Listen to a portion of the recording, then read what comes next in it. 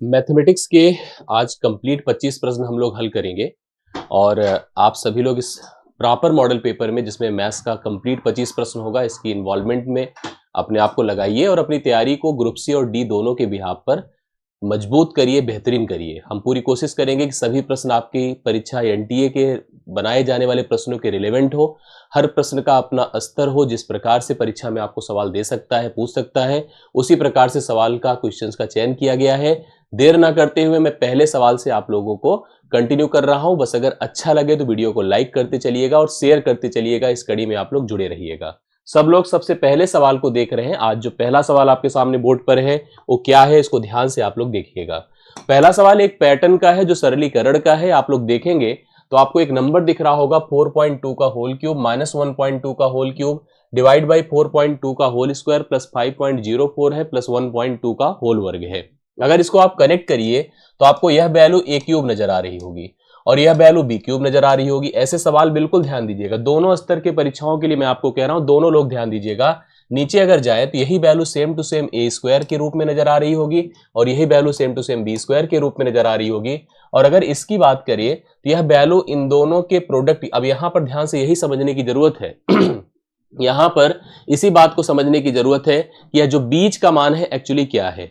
बीच के मान को हम लोग यहां पर ए बी के रूप में कंसीडर करेंगे। जब हम इसको मल्टीप्लाई करेंगे तो इन दोनों का मल्टीप्लीकेशन देखिए, अगर आप चाहे तो 4.2 इंटू 1.2 कर दीजिए तो 12 दूना 24, 12 चौके 48, 48 दो 50 होता है। दो स्थान पर दशमलव लगेगा, मतलब जो बीच वाला मान है ए बी के रूप में है।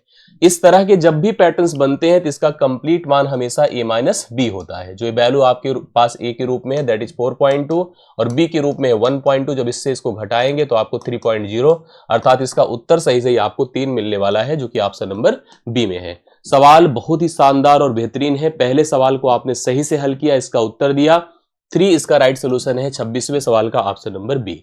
अब हम बढ़ते हैं 27वें पर। 27वां नंबर आ चुका है। क्वेश्चन को बहुत ध्यान से देखिएगा, कंफर्म करिएगा। एक थ्योरेटिकल कूट पर आधारित प्रश्न है, सवाल है, ध्यान सुनिएगा। निम्नलिखित कथन में कौन सा कथन सही नहीं है, जो सत्य नहीं है उसके बारे में बात करिए। प्रत्येक प्राकृतिक संख्या जिसे हम नेचुरल नंबर कहते हैं एक वास्तविक संख्या है। मैं इसके बारे में आपको बता दूं कि यहां पर प्राकृतिक और वास्तविक का रिलेशन कुछ ऐसे होता है कि वास्तविक सबसे पहले है। वास्तविक को परिमेय में और अपरिमेय में बांटते हैं। ध्यान से देखिएगा, वास्तविक को परिमेय अपरिमेय में बांटते हैं, परिमेय को पूर्णांक और भिन्न में बांटते हैं, पूर्णांक और भिन्न में बांटते हैं। और पूर्णांक को ही अगर बांटा जाएगा तो कभी जीरो, कभी पॉजिटिव इंटीजर और कभी नेगेटिव इंटीजर। तो जब बात होगी प्राकृतिक की तो प्राकृतिक वो सभी पूर्णांक होते हैं जिनकी शुरुआत 1 से होती है। तो अगर मैं आपसे कहूंगा कि प्राकृतिक संख्याएं क्या पूर्णांक है, जैसे देखिए इसके कंडीशन समझा करिए। नीचे से ऊपर का ऑल एक्सेप्टेड है। जैसे मैंने कहा सभी, प्रत्येक प्राकृतिक संख्या एक वास्तविक संख्या है, प्रत्येक प्राकृतिक संख्या एक पूर्णांक है, प्रत्येक प्राकृतिक संख्या एक परिमेय है, प्रत्येक प्राकृतिक संख्या एक वास्तविक संख्या है। तो पहला स्टेटमेंट ट्रू है। हम लोग को फॉल्स बताना है, जो गलत है उसको बताना है। प्रत्येक वास्तविक संख्या एक परिमेय है। अब यहां पर हम पहुंच गए जैसे वास्तविक, प्रत्येक वास्तविक को इसने कहा परिमेय है, जो कि गलत है। क्यों गलत है? अगर ये कहता कि प्रत्येक परिमेय संख्या एक वास्तविक है तो बिल्कुल सही होता, लेकिन अगर इसने कह दिया कि प्रत्येक वास्तविक संख्या एक परिमेय है तो यह गलत स्टेटमेंट है। और यहां पर गलत स्टेटमेंट को ही सही उत्तर के रूप में हमें सेलेक्ट करना है। तो अगर आपको इसमें बी सेलेक्ट करना है तो इसमें कोई दिक्कत की बात नहीं। बी ऑप्शन जितने लोग बता रहे हैं एकदम परफेक्ट बता रहे हैं। बाकी के स्टेटमेंट भी ध्यान दे दीजिए, थोड़ा समझदारी दिखाइए। प्रत्येक पूर्णांक परिमेय संख्या है, बिल्कुल सही बात है। पूर्णांक देखिए परिमेय से कनेक्ट करेगा तो ये कह सकते हैं प्रत्येक पूर्णांक परिमेय है, भी सही है। प्रत्येक प्राकृतिक संख्या एक तो मैंने पहले ही बता दिया एक पूर्णांक है, तो ये भी सही है। इस प्रश्न के लिए जो उत्तर है वो गलत स्टेटमेंट के रूप में सही है और गलत स्टेटमेंट यह बी ऑप्शन है। तो आपको बी ऑप्शन लगाना चाहिए इस सवाल के सही उत्तर के रूप में, जो गलत है और हमारी जरूरत के हिसाब से सही है, करेक्ट है। तो बी ऑप्शन कौन कौन लगाया है इसको कंफर्म करते चलिएगा, समझते चलिएगा। अगर कहीं स्टेटमेंट में आपको प्रॉब्लम हो रही है, नहीं समझ में चीजें आ रही तो जरूर बताइएगा। आइए अगले सवाल पर हम लोग बढ़ते हैं। 28 नंबर, यही बहुत बढ़िया शानदार सा सवाल है। क्वेश्चन को ध्यान से देखिएगा। यदि दो संख्याओं को एक ही भाज्य से भाग दिया जाए, भाज्य मतलब जो भाजक है, जो डिवीजर है, जो भाग देता है, एक ही भाज्य से भाग दिया जाए तो शेष क्रमशः 3 आता है और 4 आता है। शेष क्रमशः 3 आता है और 4 आता है। यदि दोनों संख्याओं के योग को उसी भाज्य से भाग देने पर शेषफल 2 आता है तो भाज्य ज्ञात करो, मतलब जो भाग दे रहा था उसको ज्ञात करो। अब आपको प्रश्न दिया क्या है इसको सुनिएगा। मेरे पास दो नंबर है, ए है, मेरे पास एक दूसरा नंबर है b है, दोनों को एक ही संख्या n से हम भाग कर रहे थे। रिमाइंडर जो आ रहा था इस सवाल में, रिमाइंडर आ रहा था इस भाग में 3 आ रहा था, और इसमें देखिए रिमाइंडर है और इसमें रिमाइंडर 4 आ रहा था, यही दिया हुआ था।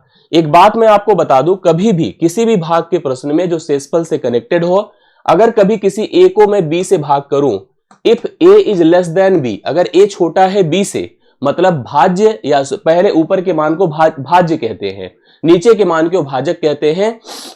मैंने कहा अगर ऊपर का मान हमारा नीचे से छोटा है, या जिसको भाग दिया जा रहा है वह जिससे भाग दिया जा रहा है उससे छोटा है, तो रिमाइंडर आपका वही होगा। जैसे कभी कोई सवाल मैं हल करता हूं और मुझसे कहे कि शेषफल 3 है, शेषफल 4 है, तो मुझे मेरे दिमाग में यही आता है कि मेरी संख्याएं ही, मतलब यह संख्या ही 3 होगी, यह संख्या ही 4 होगी। मतलब इसको किसी एक बड़ी संख्या से भाग एक ही नंबर से दिया जा रहा था, जिससे भाग देने पर शेषफल 3 आ रहा था, शेषफल 4 आ रहा था। आप कोई भी इनसे बड़ी संख्या ले लीजिए, 3 से बड़ी कोई ले लीजिए, 4 से बड़ी कोई ले लीजिए, जो 3 को भाग करेगी तो शेषफल 3 आएगा, जो 4 को भाग करेगी तो शेषफल 4 आएगा। अब 4 तो हो नहीं सकता क्योंकि 4 ही उसको भी भाग देगा, तो यहां पर भाग देने पर तो शेषफल 0 हो जाएगा। अब एक बात सोचिए, इसने कहा अच्छा मैंने अपने हिसाब से पहले ऑब्जर्वेशन से ये दोनों वही संख्याएं ले ली जिसको हम किसी n से भाग करेंगे, शेषफल 3 आएगा, शेषफल 4 आएगा, तो मैंने उनको नंबर ही मान लिया। अब इनको थोड़ा जोड़कर देखिए, 7 आया, 7 को किससे भाग दे, इसी भाजक से, जिससे रिमाइंडर 2 आ जाए। तो आप खुद ही सोच लो 7 को किससे भाग दिया जाएगा, शेषफल 2 आएगा। 7 को पक्का अगर 5 से भाग करेंगे तो 5 1 के 5 शेषफल 2 आएगा। तो यहां पर इस प्रश्न के लिए राइट सॉल्यूशन 5 हो जाएगा। जो यहां पर भी होगा, जो यहां पर भी होगा, इसको भाग देगा तो शेषफल 3, इसको भाग देगा शेषफल 4, और यहां पर जब 7 को उसने भाग दिया तो शेषफल कितना आया, 2। इस सवाल का सही उत्तर 5 है, मतलब वह जो संख्या भाग दे रहा है वह 5 है। 5 इस सवाल का सही उत्तर है। ऑप्शन नंबर किस में बताएं, सी में। और संभव था मुझे कि सवाल आपको समझ में आया होगा, एकदम कंफर्म करिए। एक बात मैं आप लोग को श्योर कर दे रहा हूं कि ग्रुप डी और ग्रुप सी, मैंने शुरू से ही इस प्लान को रखा था आपके सामने कि बहुत सारे लोग दोनों परीक्षाओं में टारगेट कर रहे हैं। ऐसे में हम जब सवालों का चयन करते हैं, क्योंकि एक ही बोर्ड अगर आपकी परीक्षा करा रहा है तो वही सवालों को लेवल ऑफ डिफिकल्टी के हिसाब से कैटेगराइज करेगा। सवालों में कुछ ऐसे टॉपिक है जो केवल ग्रुप सी के हैं, वो हम आपको अपडेट करते रहेंगे, लेकिन जो कॉमन टॉपिक है उसको आपको एक साथ लेकर चलना होगा। लेवल ऑफ डिफिकल्टी को हम आपको कैटेगराइज करके देते रहेंगे। आप सभी लोग इसको ध्यान से देखिए, कंफर्म करिए। अगर कोई डाउट हो तो आप प्लीज बताते चलिएगा। हम आते हैं 29 नंबर में। 29 नंबर का सवाल देखिए क्या दिया है, इसको पढ़िए सभी लोग मन लगा करके। एक समीकरण है, आप इस समीकरण का नाम मुझे बता दो सभी कमेंट करके। मैं आपके बताने से पहले ही बता देता हूं, इसे हम क्वाड्रेटिक इक्वेशन कहते हैं, द्विघात समीकरण, जिसके मूल p और q के रूप में है। एक मूल p है, दूसरा मूल q है, और वो दोनों बराबर भी है। जहां पर एक बात उसने स्पष्ट किया है, जो q है, q मतलब लास्ट वैल्यू जो कांस्टेंट के रूप में, वो 0 नहीं है। अब इसने हमसे कहा कि p और q के मान क्रमशः क्या हो सकते हैं, आपको स्पष्ट करना है। मैं आपको द्विघात समीकरण के इस मूल के बराबर होने का नेचर समझा देता हूं। कभी कोई द्विघात समीकरण है जिसे general form ax square plus bx plus c बराबर 0 के रूप में लिखा जाता है, जहां पर a और b और c ये तीन के तीनों रियल नंबर होते हैं। x आपका वेरिएबल होता है, आप सब जानते हैं इस बात को। अगर इस द्विघात समीकरण है तो एक बात और स्पष्ट है कि समीकरण की डिग्री, क्योंकि मैक्सिमम पावर हाईएस्ट पावर 2 है तो डिग्री 2 होती है, अर्थात इसका सॉल्यूशन, इसके हल भी 2 ही आते हैं। इसके 2 मूल होते हैं जो समीकरण को संतुष्ट करते हैं। अगर 2 मूल हैं और समीकरण को संतुष्ट कर रहे हैं तो दोनों मूल बराबर हों। ध्यान से देखिएगा, बराबर हल के लिए या बराबर मूल के लिए, बराबर मूल के लिए, ध्यान सुनिएगा, के लिए d बराबर 0 होता है। d मतलब विविक्तिकर डिस्क्रिमिनेंट कहलाता है, that is b square minus 4ac बराबर 0 होता है, अर्थात b स्क्वायर बराबर हम 4ac लिख सकते हैं। b स्क्वायर बराबर हम 4ac लिख सकते हैं। ध्यान सुनिएगा, क्योंकि जो अपना समीकरण है वो है x square plus px plus q बराबर 0, ये है समीकरण। अगर हम इसको कंपेयर करें इस जनरल इक्वेशन से तो a का मान 1 है, क्योंकि x स्क्वायर का गुणांक 1 है। क्योंकि हम भी थोड़ा सा देखिए कर रहे थे, आप सब भी कह रहे थे बैठ नहीं रहा है। अब बैठ नहीं रहा है, थोड़ा बैठाने की कोशिश करते, देखिए बैठ जाए तो बहुत अच्छी बात है, नहीं बैठ गए तो कोई बात नहीं, हम लोग उसको एक्सेप्ट कर लेंगे। b का मान यहां पर p होगा और c का मान यहां पर q होगा। कभी भी किसी समीकरण के मूल अगर बराबर हैं, कभी भी किसी समीकरण के मूल अगर बराबर है के मूल, देखिए अच्छा एक बात इसने हमसे कहा है, क्या कहा है आप बताओ, इसके जो इस जो समीकरण दिया है ना x square plus P x plus Q के मूल का मान इसने पी और क्यू दिया है। इसने कहा पी और क्यू के मूल पी और क्यू के बराबर है, जो मूल है वो पी और क्यू के बराबर है। आप मेरी बात समझ रहे हैं, मूल बराबर नहीं है, मूल पी और क्यू के बराबर है। तो इसने हमसे कहा कि पी और क्यू का मान क्या होगा। आप इसकी वर्डिंग पर जाओ, देखो ऐसे ही कंफ्यूज करने की स्थिति है। हमने जो स्टेटमेंट लिखा ये मूल बराबर होने की बात करा। अब जो समीकरण है उस समीकरण की देखिए अपनी स्थिति क्या है, उसको सेटल करिए आप लोग। समीकरण की स्थिति आप समझो। इसने हमसे कहा कि अगर कोई द्विघात समीकरण है, उसके जो मूल हैं अल्फा, अल्फा को पी माना और बीटा को क्यू माना, अल्फा को पी माना और बीटा को क्यू माना।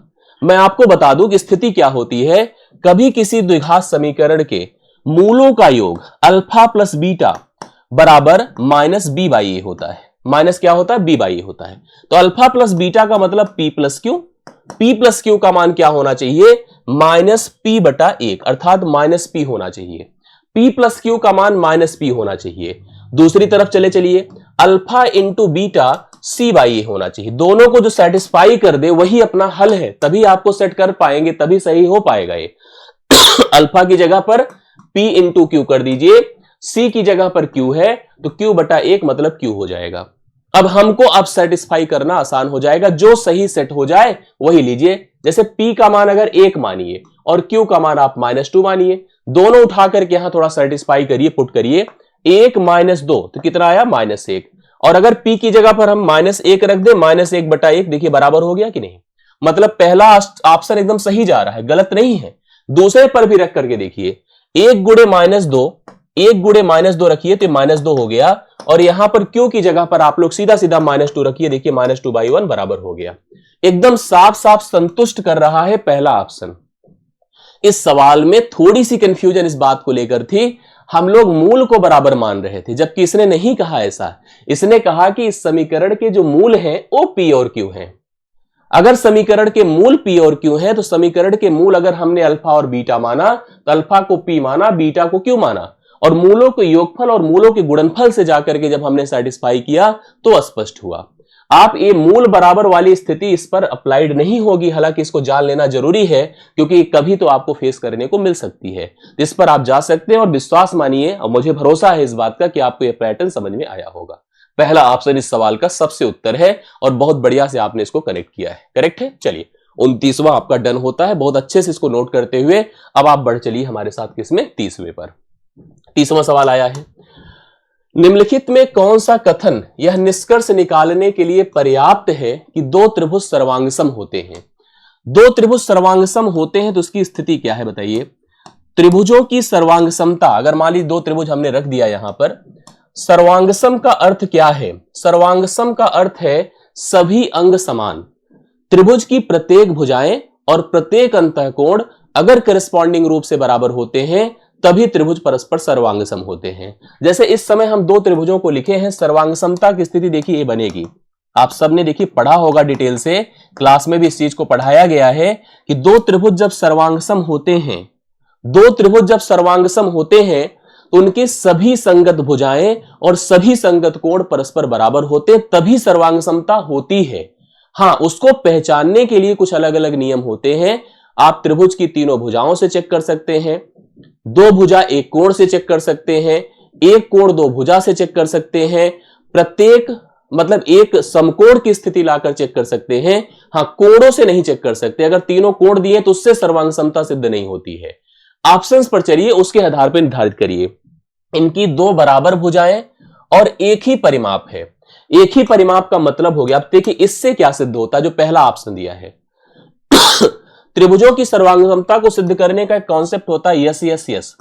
अगर दो त्रिभुज की तीनों संगत भुजाएं समान हैं, दो त्रिभुज की तीनों संगत भुजाएं, अगर यह इसके बराबर है, यह इसके बराबर है और यह इसके बराबर है, तो त्रिभुज ऑटोमेटिकली सर्वांगसम हो जाते हैं। अगर मैं कह रहा हूं कि भैया यह इसके बराबर है, यह इसके बराबर है, मतलब दो भुजाएं बराबर हैं, दो भुजाएं बराबर हैं, और साफ साफ कह रहा है कि त्रिभुज के जो परिमाप है P1 बराबर P2 है। परिमाप क्या होता है किसी आकृति का, परिमाप होता है क्या, कि जब किसी त्रिभुज की या किसी भी आकृति की सभी भुजाएं बराबर हो तो परिमाप बराबर होते हैं। अच्छा, जब बताओ दो चीज बराबर हैं और परिमाप भी बराबर है तो ऑटोमेटिकली तीसरी भुजा के बराबर हो जाएगी। जैसे अगर हम दो आकृतियां ले लें, त्रिभुजी हैं और हमने पहले से कह दिया कि इनके परिमाप बराबर हैं। परिमाप मतलब सभी भुजाओं का जोड़ बराबर है। और जब भुजाओं के संबंध की बात आई तो मैंने देखा कि पहले की दो भुजा दूसरे की दो भुजा के बराबर है। क्योंकि परिमाप भी बराबर है इसलिए ऑटोमेटिकली थर्ड भुजा के बराबर हो जाएगी। और जब तीसरी की, दूसरी की, पहली के बराबर हो गया तो कंफर्म हो गया कि यस प्रॉपर्टी लगेगी और इसके आधार पर हम त्रिभुजों की सर्वांग समता सिद्ध कर सकते हैं। जो पहला स्टेटमेंट, पहला ऑप्शन आपको दिया है इस सवाल में, वह एकदम साफ साफ स्पष्ट कर रहा है कि दोनों त्रिभुज सर्वांग सम हैं। पहला ऑप्शन एकदम साफ साफ समझिएगा। यस यस यस एक क्राइटेरिया है, सबसे पहली क्राइटेरिया अगर सर्वांग समता पढ़ाई जाती है तो इसी क्राइटेरिया को लेकर पढ़ाया जाता है। डायरेक्ट नहीं बट उसने इनडायरेक्टली वही क्राइटेरिया का उपयोग किया जो मैं आपको यस यस यस के रूप में बोल रहा हूं। बाकी भी क्राइटेरिया चलिए, जैसे बी है, इनका क्षेत्रफल और आधार समान, इससे मतलब क्षेत्रफल का कोई रिलेशन नहीं है। अलग अलग क्षेत्रफल या समान क्षेत्रफलों वाले त्रिभुजों की मेजरमेंट, डायमेंशन अलग अलग हो सकती है। इसलिए हम यहां पर डायमेंशन अर्थात भुजाओं को और कोणों को एकदम बराबर देखते नजर आ रहे हैं, मतलब देखना चाहते हैं, तभी सर्वांग समता होती है। पता चला क्षेत्रफल बराबर है, ठीक है। जैसे कभी होता नहीं, किसी का खेत आयताकार है, किसी का त्रिभुजाकार है, नाप लिया दोनों ने, कहा बराबर बराबर क्षेत्रफल यार बांट लो चलो। अब क्या उसको सर्वांग सम कह देंगे? नहीं, क्षेत्रफल बराबर होने से सर्वांग समता नहीं होती है, तो बी नहीं सेट करा जा सकता है। दोनों त्रिभुजों की एक भुजा एक कोण नहीं, कम से कम दो भुजा एक कोण या दो कोण एक भुजा बराबर हो तब जाके सर्वांग समता होती है। डी, इनका आधार, इनकी ऊंचाई, आधार ऊंचाई से क्षेत्रफल डेवलप होता है। तो पहला ऑप्शन एकदम राइट सोल्यूशन है और बहुत ही बेहतरीन सोल्यूशन है। और आई होप आपको व्याख्या भी समझ में आई होगी। अगर पहला सही है और कंफर्म है तो आप मुझे कंफर्म कर दो, और अच्छा लग रहा हो तो वीडियो को लाइक कर दे चलिए अपनी जिम्मेदारी से। और लाइक भी मैथ के नियमों से सम बार मत करिएगा, एक विषम बार करिएगा। एक बार किया है तो मत करिएगा, दो बार कर दिया है तो तीसरी बार भी कर दीजिएगा, ठीक है। चलिए आगे बढ़ता हूं। 31 नंबर, राधा अपनी आय का, ध्यान सुनिएगा, बहुत बढ़िया शानदार सवाल है। हम बहुत ट्रिकी नहीं ले जाएंगे, हम ऐसा बताएंगे कि ओरल आप आंसर कर सकेंगे। राधा अपनी आय का 25% बचाती, जितना कमाती है उसका 25% बचाती है। यदि उसके व्यय में 20% की वृद्धि हो जाती है, मतलब उसकी जो खर्च है उसमें 20% का इंक्रीज होता है और उसकी आय में 29% की वृद्धि होती है, तो उसकी बचत में कितने प्रतिशत की वृद्धि होगी हमको बताना है। हर व्यक्ति की देखो तीन कंडीशंस होती है, एक तो आय, आय के बाद बचत, ठीक है, और बचत के बाद खर्च डिक्लेयर्ड होता है। हम इन सब तरह के प्रश्नों को एक सबसे सिंपल आंकड़ा 100 से कंसीडर करते हैं। हमने कहा चलो राधा की इनकम 100 है, 100 के बाद उसने 25 बचाया तो हम सिंपल लिखे 25। अब 25 बचाने के बाद डिक्लेयर हो गया उसका खर्च कितना था? 75। मतलब उसकी कमाई थी 100, बचाती थी 25 और खर्च करती थी 75। अब पढ़िए आगे वर्डिंग को। इसने कहा कि उसने व्यय में 20% की वृद्धि करी, मतलब खर्च में 20% बढ़ाया। देखो इसका 20% क्या होगा? सबसे पहले इसके 10% की बात करें तो 10% 7.5 होगा। 10% निकालना बहुत आसान होता है, एक दशमलव लगा दीजिए, डबल कर दीजिए, मतलब 15 बढ़ा दीजिए। जब 15 बढ़ेगा तो यह 90 हो जाएगा, अर्थात उसका खर्च नया 90 हो गया। और उसकी आय में 29% की वृद्धि हुई है। तो 100 में तो कोई चीज जोड़ना घटाना परसेंटेज के आधार पर सबसे आसान वर्क होता है। मतलब उसकी आय हो गई थी 129 और उसका खर्च हो गया था 90। अब आप खुद बचत सोच ले कितना होगा। इसमें से इसको घटा दें तो घटाया तो यहां पर 39 रुपए की बचत हुई। पहले की बचत कितनी थी? 25। अभी की बचत कितनी? 39। कितना बढ़ रहा है? 14। किसमें बढ़ रहा है? 25 में। लिखिए 14 जो वृद्धि है गुणे 100 करिए, और किसमें वृद्धि हुई है? 25 में। 25 चौके 100, 14 चौके 56। 56% की वृद्धि यहां पर देखने को नजर आ रही है, जो कि ऑप्शन नंबर बी में है।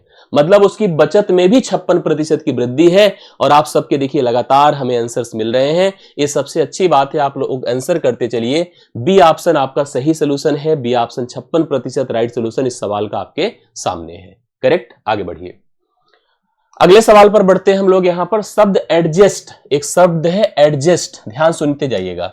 एडजस्ट, मैं इसका एक अच्छा व्याख्या, अच्छा कॉन्सेप्ट आपको समझा रहा हूं। पहले समझिए कि अक्षरों से कितने विभिन्न प्रकार के क्रमबद्ध किए जा सकते हैं, मतलब के से जो है, के अक्षरों से कितने विभिन्न प्रकार के क्रमबद्ध किए जा सकते हैं ताकि स्वर एक साथ नहीं आ सकते हैं। स्वर क्या होता है, जो वॉवेल्स कहलाता है, वॉवेल्स एंड कॉन्सोनेंट से ही सारे लेटर्स बनते हैं। अगर हम इस शब्द एडजस्ट की बात करें तो एडजस्ट में अगर सारे लेटर्स की बात करो तो लेटर्स कुल मिला के 6 हैं, लेटर्स कुल मिला के 6 हैं और सब डिफरेंट डिफरेंट है। मुझसे अगर कोई कहता कि आप इनके सभी लेटर्स का उपयोग करके कितने अलग अलग शब्द बना सकते हो, ये बहुत आसान होता है। टोटल नंबर ऑफ वर्ड्स बनाना और सभी प्रकार का लेटर्स लेना, टोटल नंबर ऑफ वर्ड्स अगर हम आपसे कहते हैं कि बनाइए बिना without any conditions, that's very easy. आप सीधा लिखो 6 फैक्टोरियल। अगर हम आपसे कहते हैं कि सभी कितने प्रकार के वर्ड्स बन सकते हैं तो आप 6 फैक्टोरियल 720 बताते। बट एक कंडीशन इसने लगा रखा है, कंडीशन ये लगा रखा है कि इसने कहा कि जो स्वर है, देखिए ध्यान से, एक साथ ना आए। स्वर को एक साथ नहीं रख सकते हैं बट उपयोग कर सकते हैं। स्वर इसमें कौन कौन है, क्योंकि हम सबको पता है कि जो वॉवेल्स होते हैं, ए होता है, ई होता है, आई होता है, ओ होता है, यू होता है। ए हो गया और यू हो गया, 2 लेटर्स ऐसे हैं जिनको हम एक साथ नहीं रख सकते हैं, ए एन यू को। अगर हम इनको एक साथ नहीं रख सकते हैं तो इनकी पोजिशनिंग को हम एक सेट कर दें। अगर इनकी पोजिशनिंग को एक सेट कर दिए तो टोटल अब कितने हो गए, 4 ए और एक मिलकर 5, बना 5 फैक्टोरियल। 5 फैक्टोरियल मतलब अगर हमने इनको थोड़ा सा रिजिड किया, फिक्स किया, इनकी स्थानों को फिक्स किया तो कितने लेटर्स बन सकते हैं, 5 फैक्टोरियल। उसमें भी हमको पता है कि एक बार हम ए के स्थान से पोजीशन स्टार्ट करें, एक बार यू के स्थान से करें तो टोटल कितने बन सकते हैं, गुणे 2 कर दीजिए। तो 5 फैक्टोरियल का मान क्या होगा। अच्छा, किसी फैक्टोरियल का मान होता क्या है, जो मैंने इसको 720 लिखा था, कहां से सोचा था, n into n minus 1, n minus 2, n minus 3, सो 3 इंटू 2 इंटू 1। जैसे 6 फैक्टोरियल है तो 6 गुणे 5 गुणे 4 गुणे 3 गुणे, मतलब अगर इसकी वर्किंग को आपको कंफ्यूजन दे रहा हो तो 6 गुणे 5 गुणे 4 गुणे 3 गुणे 2 गुणे 1, इस तरह से टोटल 720 कुल शब्द बने थे। बट अगर हम फिक्स कर दें उनकी पोजीशन को, 5 फैक्टोरियल बनेगा। 5 फैक्टोरियल मतलब 5 गुणे 4 गुणे 3 गुणे 2 गुणे 1, मतलब 120 हो गया। 120 गुणे 2 कर दे तो सारे लेटर्स बने 240। बट हमसे इसने कहा है कि साथ साथ ना आए, तो साथ साथ ना आए तो आपको 220 इसमें से घटाना होगा, 40 घटाना होगा, तो 0 हुआ, 12 से 4 8 हुआ और 6 से 2 4 हुआ, 480 टोटल बनेगा, जो ऑप्शन नंबर आपको बी में दिया गया है। 480 सवाल का हल होगा, जो करेक्ट आंसर है। मुझे लगता है कि आपको क्लियर हो गया होगा। बी ऑप्शन सभी लोग नोट करें, 480 टोटल लेटर्स बनते हुए दिख रहे हैं। इस सॉल्यूशन, इस सवाल का सही उत्तर आपके सामने है, 32वां डन होता है, करेक्ट है। आगे सवाल पर आइएगा। इस क्वेश्चन को बहुत ध्यान से देखिएगा, इसकी एक सिंपल सी ट्रिक होती है, बहुत इजीली मैं आपको बता दूं। एक त्रिभुज PQR है, एक त्रिभुज जनरली देखिए कैसा है, क्या नाम है, समबाहु, समद्विबाहु, विषमबाहु, कुछ मेंशन नहीं किया है, केवल उसने कहा साफ साफ एक त्रिभुज अपना है जिसका नाम है PQR। पढ़िए, में यश भुजा, मतलब एक यश भुजा, देखिए ध्यान सुनिएगा, में यश, यश मतलब भुजा नहीं है, यश है, यश भुजा QR, भुजा QR पर एक बिंदु यश है, पर एक बिंदु इस प्रकार है कि PS मतलब यह लेंथ परपेंडिकुलर है, मतलब इस पर समकोण बना रही है, इस पर समकोण बना रही है। तो निम्नलिखित में कौन सा विकल्प सत्य है, इसके लिए कौन सा विकल्प सत्य है। अब सुनो, सत्य की स्थिति जब भी कभी ऐसे कोई त्रिभुज बने, मेरी बात को सुनिएगा, इसका एक सिंपल सिस्टम होता है। आप इस भुजा के, इस भुजा, देखिए ध्यान से, बहुत एकदम कनेक्टेड है, इस भुजा को इससे क्लियर कनेक्ट कर दो, और देखिए जैसे मैं बना रहा हूं वैसे ध्यान दीजिएगा, और इस भुजा को इससे कनेक्ट कर दीजिए। हमेशा ये तिरछा रिलेशन डेवलप करेगा। मतलब हम लिख सकते हैं कि PR square plus QS square, हाँ, बराबर, इधर चले आइए, PQ square plus SR square. अगर आप इसको फॉलो कर ली, देखिए सिंपली आपको इसका रिलेशन डेवलप हो जाएगा। इधर उधर के चक्कर में ऐसे सवाल के लिए बिल्कुल, ऐसे में कभी कभी भुजा देकर के आपसे संबंध पूछ लेता है, मान पूछ लेता है। देखिए कहीं है ऐसा, PR square plus QS square बराबर PQ square plus SR square, एकदम बी ऑप्शन इसको लगा दीजिए। ऐसे के लिए सिंपल, जो मैंने ऐसे देखिए रेड के साथ, ब्लैक के साथ कंबाइन कर दीजिए, जो हमने बी ऑप्शन लगाया है, that is the right solution. क्योंकि त्रिभुज जस्टिफाइड नहीं है, त्रिभुज में केवल प्रोपोर्शनलिटी के आधार पर, त्रिभुज में केवल भुजाओं के ट्रिक्स के आधार पर ही इस तरह के सॉल्यूशंस दिए जाते हैं। भुजा कंफर्म नहीं है कि भुजा कौन सी है, त्रिभुज कैसी है, त्रिभुज समबाहु है, क्या है, कोई ऑप्शंस नहीं है। यहां सिंपल सा अप्रोच है और इसी को फॉलो हमेशा आपको ऐसे सवालों में करना है। आई होप आपको क्लियर हो रहा होगा। 33 नंबर डन। 34वां देखिए, एक त्रिकोण या त्रिकोणमिति का सवाल है। त्रिकोणमिति के कुछ नियमों को आपको दिमाग में रखना होगा इस सवाल को करने के लिए। जैसे लिखा है सवाल में sec theta plus tan theta बराबर कितना है बताएं, x है। हमसे साइन थीटा का मान पूछा है। बहुत ही आराम से देखिए, हम आपको पहले तो एक रिलेशन बता दूं और उस रिलेशन को अपनी कॉपी में लिख लीजिएगा। Sec square theta minus tan square theta बराबर 1 होता है। ऐसे cosec square theta minus cot square theta बराबर 1 होता है। ऐसे sine square theta plus cos square theta बराबर 1 होता है। इन रूल्स को दिमाग में रखिएगा। अब सुनिए, इसमें स्क्वायर लगा है, इसमें स्क्वायर लगा है। हम सब दुनिया में जानते हैं कि ए स्क्वायर माइनस बी स्क्वायर ए प्लस बी और ए माइनस बी होता है। उस आधार पर मैं लिख सकता हूं sec theta plus tan theta into sec theta minus tan theta बराबर 1 हो गया। इसकी वैल्यू हम सबको देखिए दिया है सवाल में x, और अगर ऐसी केस में हम sec theta minus tan theta आपसे पूछें तो आप बिना किसी डाउट के हमसे बताएंगे कि sir sec theta minus tan theta बराबर 1/x होता है। कंफर्म है ना? अगर ये मान आपने बता दिया और ए मान आपको पता था, कौन सा ए वाला, लाइए इसको थोड़ा सा यहीं पर, sec theta plus tan theta बराबर x रख दीजिए। ये देखिए, ये हमने अभी अभी निकाल कर दिया, ये आपने पहले से दिया था। एक इक्वेशन के सॉल्यूशंस के हिसाब से देखिए माइनस प्लस दोनों खत्म हो गए, बचा 2 सेक थीटा बराबर, इनको जोड़िए 1/x plus x, 1/x plus x, मतलब इनको जोड़ रहा हूं मैं इनको, तो ये हो जाएगा x square plus 1/x, x square plus x square plus 1/x, ठीक है, x स्क्वायर प्लस 1/x, और 2 चला जाएगा नीचे, तो यहां पर मान हो गया सेक थीटा बराबर x square plus 1/x। Correct है। सेक का उल्टा होता है कॉस, क्योंकि हमको निकालना है साइन, तो लिखिए कॉस थीटा, भाई कॉस सेक रेसिप्रोकल होते हैं, व्युत्क्रम होते हैं। Cos theta is equal to, भाई यहां 2 आया है ना, हाँ, 2x/x स्क्वायर प्लस 1। अब हमसे जो पूछा है साइन, निकालने के और भी तरीके हैं कि sine theta is equal to 1 minus cos square theta होता है, cos theta is equal to 1 minus sine square theta होता है। उसको जब रख के करेंगे तो टाइम टेकन होगा। ऐसे में सबसे बेहतर क्या है कि आपने ये पढ़ा होगा, देखिए समकोण त्रिभुज, यहां 90 है और ये थीटा अगर आपने माना तो यह आपका हाइपोटेनिस है, यह बेस है और यह परपेंडिकुलर है। कॉस थीटा जो होता है वो बेस अपान हाइपोटेनिस होता है, बेस अपान हाइपोटेनिस होता है, मतलब यह मान आपका 2x है और यह मान आपका x स्क्वायर प्लस 1 है। पाइथागोरस के नियम के हिसाब से इस मान को आप परपेंडिकुलर अगर बनाना चाहो तो क्या हो जाएगा, ये हो क्या जाएगा, सुनिएगा सभी लोग। इस मान को हम सिंपली लिखेंगे, जब सॉल्व करेंगे, दरअसल कर्ण के स्क्वायर से इसके स्क्वायर को घटाना पड़ेगा, वर्गमूल निकालना होगा। जब निकालेंगे तो you get x square minus 1, आपको मिलेगा x स्क्वायर माइनस 1, ठीक है। अब आपको यहां पर x स्क्वायर माइनस 1 पता चल गया, x स्क्वायर प्लस 1 है, 2x है, और सिंपल सी बात है, इनके वर्गों को जोड़ दीजिए, मतलब इनके वर्गों को जोड़ दीजिए, यही आपको एग्जैक्टली प्राप्त हो जाएगा। उसी आधार पर इसको डेवलप भी किया जाता है। सवाल में हमसे पूछा है साइन थीटा, क्या साइन थीटा, साइन थीटा होता है परपेंडिकुलर अपान हाइपोटेनिस, लंब बटा कर्ण होता है परपेंडिकुलर अपान हाइपोटेनिस। तो परपेंडिकुलर आया है x स्क्वायर माइनस 1 और हाइपोटेनिस हमारा x स्क्वायर प्लस 1 पहले से ही था। x square minus 1 divide by x square plus 1, थोड़ा टाइपिंग बड़ा अजीब सी हुई, हालांकि सही है। आप सभी का यह सही उत्तर कितना है बताएं। जिसका जिसका सी ऑप्शन आया है परफेक्ट है, और नहीं बता पा रहे हैं तो भाई कंफ्यूज हो आप, सही करिए। आई होप आपको क्लियर हुआ होगा। सी ऑप्शन इस सवाल का सही उत्तर है, x square minus 1 divide by 1 plus x square, या x स्क्वायर प्लस 1, आप जो भी बोलना चाहे बोल सकते हैं। तो ये आपके सोल्यूशन इस सवाल का सही उत्तर है, जो कि आपको किस ऑप्शन में दिया है, सी ऑप्शन में। आप सभी लोग नोट करें, ठीक है। चलो अगले सवाल पर आ जाइए।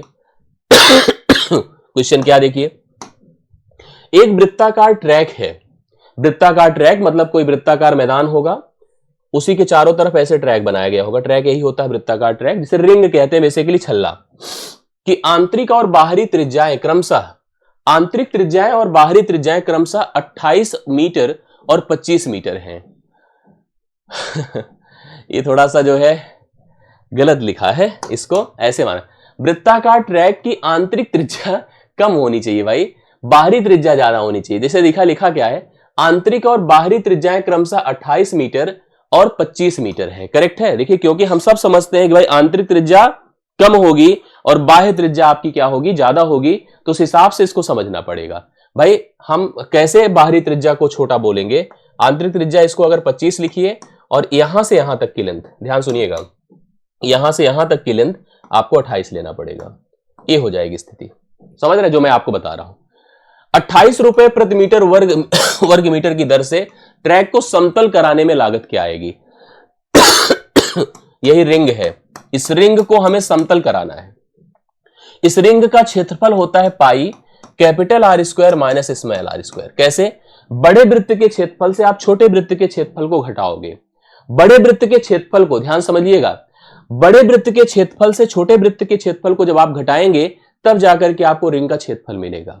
अब सुनो, पाई रहने दीजिए, चाहे तो 22/7 लिख दीजिए। इसको भी आप एक बार r प्लस आर लिख सकते हैं, एक बार r माइनस आर, अर्थात एक बार 28 प्लस 25 लिख दो और एक बार 28 माइनस 25 लिख दो। 28 माइनस 25 करने से आपको पता है 3 आएगा। ठीक है, अब सुनिए, इसका मान कितना है 22/7 और यहां पर मान कितना आएगा, जोड़ी 8 5 13, 2 2 4 1 5 53 और यहां से 3 आया। इतने मीटर स्क्वायर तो क्षेत्रफल आ गया। बट हमसे टोटल कॉस्ट पूछा है 28 रुपए प्रति मीटर स्क्वायर की दर से, तो टोटल कॉस्ट पता करने के लिए आपको इसको 28 से और मल्टीप्लाई करना होगा, ये आएगा टोटल कॉस्ट। ठीक है, अब जो कटने पिटने की स्थिति है उसको खत्म करिए। जैसे 7 चौके 28 होता है, 7 चौके 28 होता है, 4 तियां 12 होता है, 12 से गुणा करिए, 12 तियां 36 होता है, 12 पंचे 60, 60 3 63 होता है, गुणे आप 22 करिए, 22 छक्के 132 होता है। अंतिम में 2 एक ही ऑप्शन में है, 13,992 जो ऑप्शन नंबर बी है।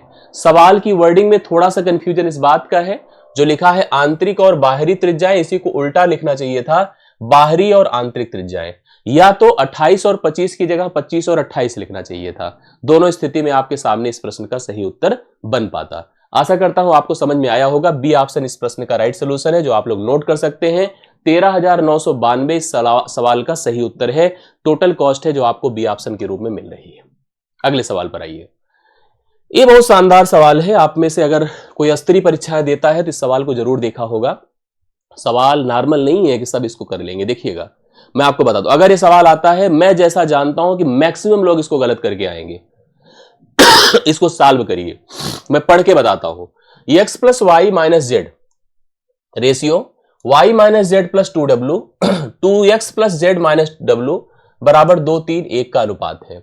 सवाल में हमसे पूछा क्या है, ये पूछा है, देखिए यहां से ले सकते हैं आप इसको, क्या 5w minus 3x minus Z divide by 3w का मान आपको बताना है। अगर आप कर दो तो मैं भी समझू कि हाँ ठीक ठाक आपकी तैयारी है और आप बेहतरीन कर रहे हो।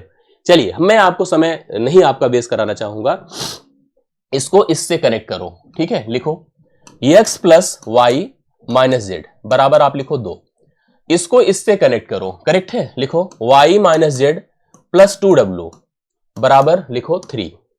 इसमें देखिए जो कटे पिटे उसको खत्म करें, जैसे कटने पिटने की स्थिति में z आ रहा है, y आ रहा है। पॉसिबल है अगर हम साइन नीचे की बदल दे, देखिए कटने की बहुत स्थिति बनेगी, y से चला जाएगा, z से चला जाएगा। यहां ऊपर x बचा माइनस 2w बराबर -1 आएगा। 2 से 3 घटेगा तो -1 आएगा। ठीक है, हम लिख क्या सकते हैं, x माइनस 2w बराबर -1 है। ये आपके सामने एक स्थिति बन रही है जिसको आप लिख सकते हैं, उपयोग ले सकते हैं। अब यहीं पर अगर हम माने लेट x बराबर 1 कर दे, x का मान जैसे ही 1 किया, 1 माइनस 2w बराबर -1 हुआ, तो 2w इज इक्वल टू 2 हुआ, तो w भी आपका 1 हो गया। मतलब दो मान कंफर्म हो गए, x बराबर 1 और w बराबर भी 1। x और w का मान हमने जनरेट कर दिया।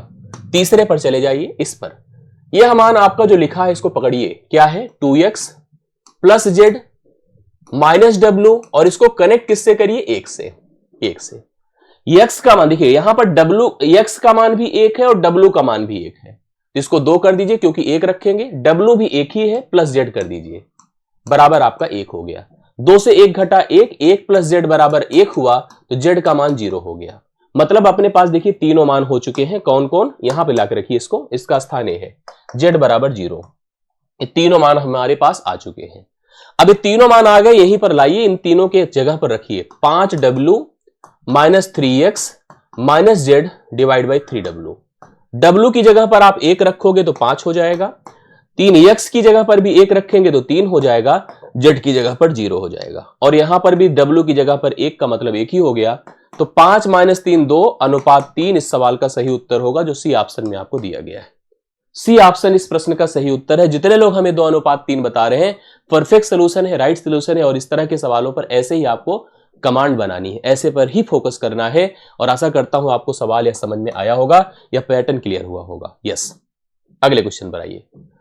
इस सवाल को भी देखिएगा, लाभ हानि का बढ़िया सवाल है, पूछा जा सकता है, कभी कभी इससे भी आसान आता है। ये मत समझिए सब टफ ही आता है, कभी कभी इससे भी आसान आता है जो सवाल आपको दिख रहा है। अनिल रुपए 8 में 6 की दर से, रुपए 8 में, ध्यान सुनिएगा, रुपए 8 में 6 की दर पर कुछ वस्तुएं खरीदता है।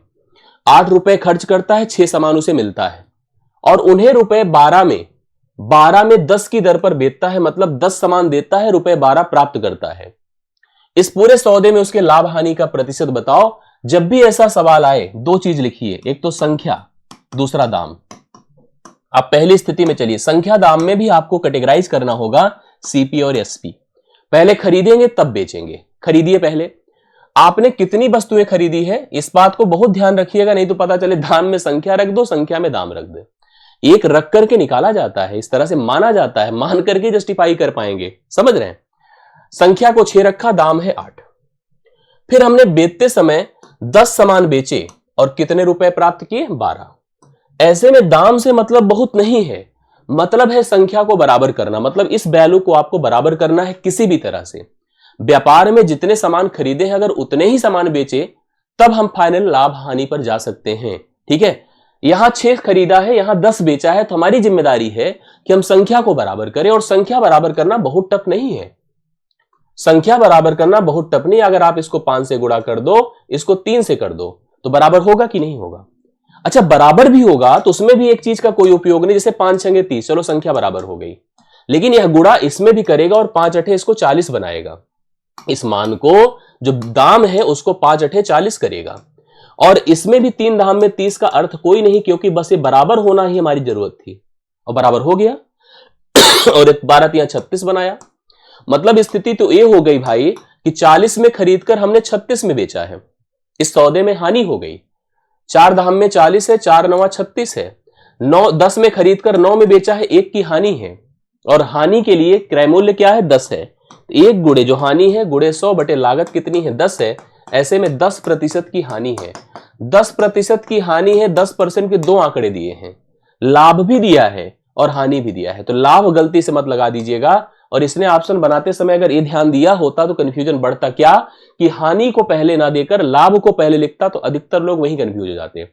उनको 10% मिलता, और 10% जब मिलता तो हो सकता है हड़बड़ाहट में टिक मार के चले आए। तो ये सब बातें भी बहुत ध्यान रखने की जरूरत होती है। आशा करता हूं यह सवाल भी आपको अच्छे से कंफर्म हो गया होगा। एकदम ध्यान से देखते जाइए, कंफर्म करते जाइएगा। अगले सवाल पर चलिएगा, ये भी बहुत बढ़िया सा क्वेश्चन है। सवाल सारे स्तरीय हैं, एकदम ओरिएंटेड है, एकदम रिलेटेड है परीक्षा के। आप इस बात का अनुभव कर रहे होंगे और अनुभव करेंगे एग्जाम हॉल में, हमारा कमिटमेंट है आपको। करेक्ट है, आइए। ए और बी क्रमशः 2 सेंटीमीटर और 1 सेंटीमीटर त्रिज्या वाले 2 वृत्तों के केंद्र हैं। 2 वृत्त हैं, एक वृत्त का नाम ए है, दूसरे वृत्त का नाम बी है। इसकी जो त्रिज्या है वो 2 सेंटीमीटर है। ध्यान देखिएगा, इसकी जो त्रिज्या है 2 सेंटीमीटर है, और एक दूसरा वृत्त है उसकी भी त्रिज्या। अब यहां थोड़ा सा इस वर्डिंग को, इस स्टेटमेंट को और पढ़ना पड़ेगा कि रखे कहां। रखने के लिए हमको इसने कहा कि ए और बी क्रमशः 2 सेंटीमीटर और 1 सेंटीमीटर त्रिज्या वाले 2 वृत्तों के केंद्र हैं, जहां पर ए बी अर्थात उन केंद्रों के बीच की दूरी 5 सेंटीमीटर है। एक बात बताइए, ये जो दूरी 5 सेंटीमीटर है, इसका मतलब ये दोनों वृत्त एक दूसरे को टच नहीं किए हैं। क्यों? क्योंकि अगर हम इसकी लेंथ 2 लेते और इसकी लेंथ 1 लेते तो इनको टच करने के लिए 3 मीटर की डिस्टेंस रखना चाहिए था, जबकि ये डिस्टेंस अगर 5 है तो यहां पर दोनों वृत्त अलग अलग होंगे, दूर होंगे। ये 5 की हमने लेंथ रख दिया। ये वृत्त के नाम नहीं थे, उनके केंद्र के नाम थे ए और बी। अब आगे बढ़िए, यहां पर देखिए क्या लिखा है।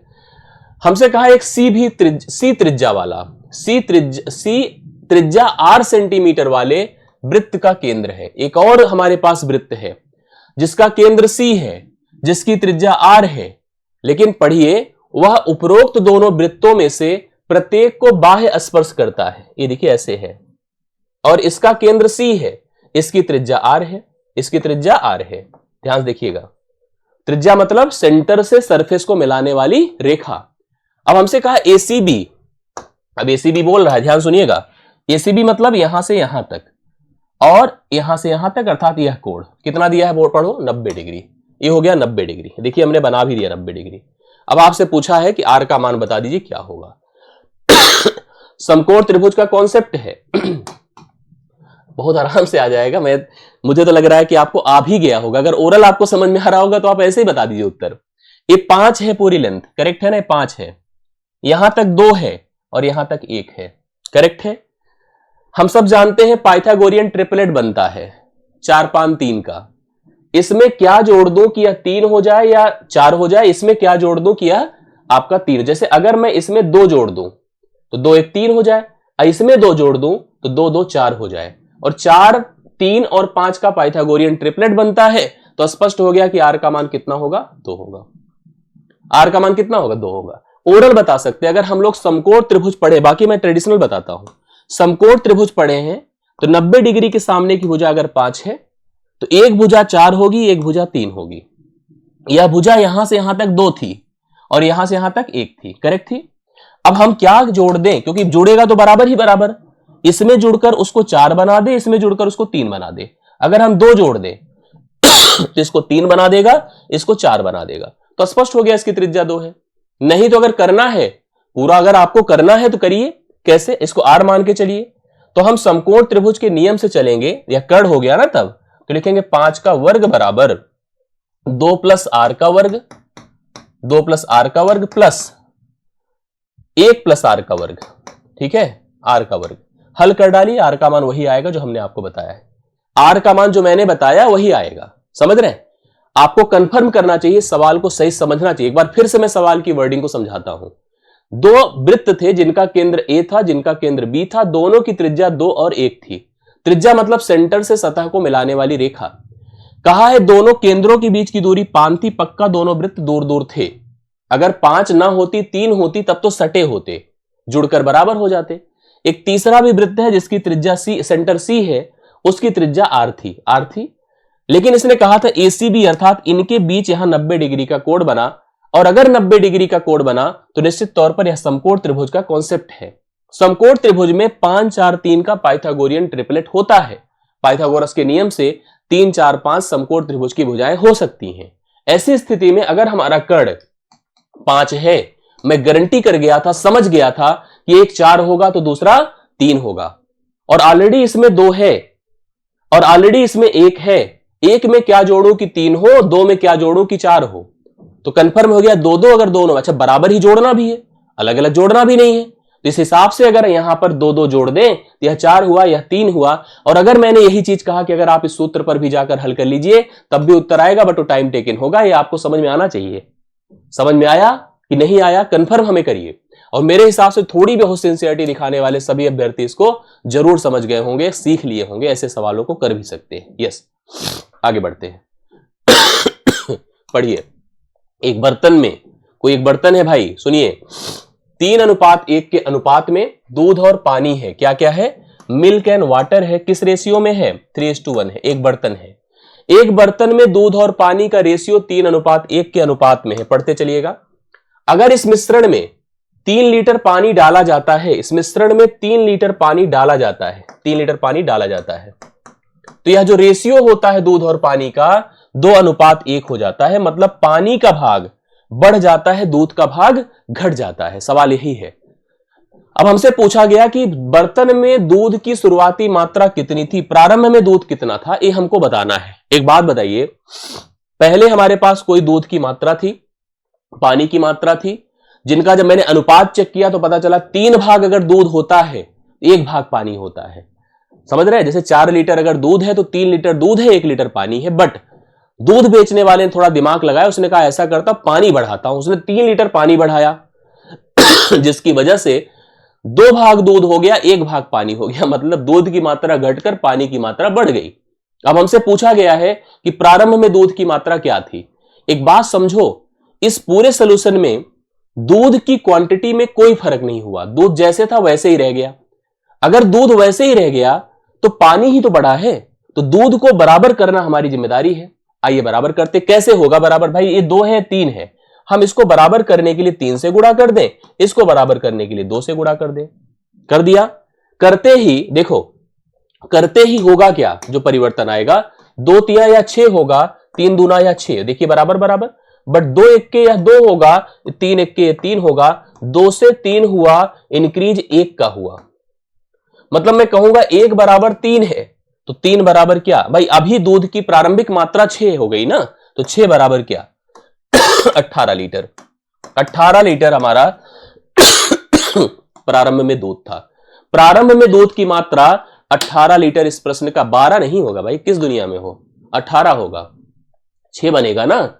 और यहां से इंक्रीज देखिए कैसे बन रहा है, बातें समझ पा रहे हैं कि नहीं आप लोग? तो 18 लीटर यहां पर इस सवाल का उत्तर आएगा। आप देखो, जो 3 1 था वो 6 2 हो गया, जो 2 1 हुआ वो 6 3 हो गया, 2 से 3 हुआ तो अनुपातिक रूप से 1 का इंक्रीज है, रियलिटी में 3 का इंक्रीज है। प्रारंभ में दूध की मात्रा 6 थी, तो 6 की वैल्यू बताओ कितनी है? 1 बराबर 3, तो 6 बराबर 18। स्पष्ट है 18 लीटर। 18 लीटर सी ऑप्शन है। ओके भाई हमने करा है 18 है, लगाया इसको, इसमें था, इसको सही कर लेना। हमें सजेशन दिया आप में से कुछ लोगों ने, 18 था, मैंने 18 बताया भी था आपको, 18 बताया भी था, 18 ही लगाना था आपको, 16 नहीं लगाना था। 39 डन होता है, करेक्ट है। आगे बढ़िए, अगले सवाल पर आ जाइए सभी लोग। क्या है? यदि समीकरण है, अब समीकरण जो ये दोनों दिया है, अगर आप पढ़ सकते हैं, समझ सकते हैं, पहले तो मैं पढ़ देता हूं, मैं पढ़ा के बता दूं। एक समीकरण है 4x प्लस के माइनस टू इंटू आई प्लस 3 बराबर 0, और एक है k minus 2 into x plus 9y minus 5 बराबर 0। ये दो समीकरण को हम साइमल्टेनियस लीनियर इक्वेशन कहते हैं, दो चरों पर आधारित रैखिक समीकरण है।